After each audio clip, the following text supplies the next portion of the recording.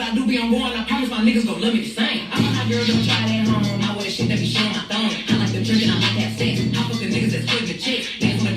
Hey, what's up, y'all? It's your sub WhippedByNisey, that good West Coast Cosmo, coming at y'all, showing y'all a detailed video on how to thread your sewing machine and to get this color. So, the first thing that you want to do is you want to take your bobbin, and that's this piece here, and you see that they have like little holes at the top of them. So what you're going to do is you're going to take that. Okay, well then, girl, how long you gonna show us this bobbin? Sorry, y'all. But what you're gonna do now is you're gonna take your thread and you're going to thread the bobbin at the top, as you see me doing here. There you go.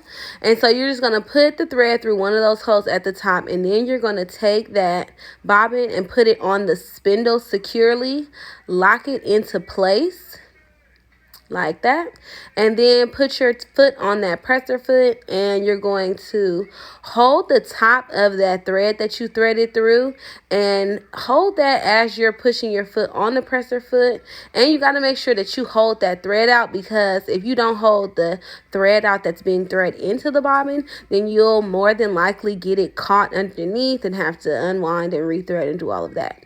Now, as you guys can see, I did take my hand off of the top of that thread that was at the top, because I don't need to hold on to that anymore. The only reason why I was holding on to that is for security until I got the rest of the thread wrapped around. So now what I'm doing is just waiting for that thread to wrap, and it's just now done. So I'm going to unsecure that bobbin, go ahead and cut off the excess string.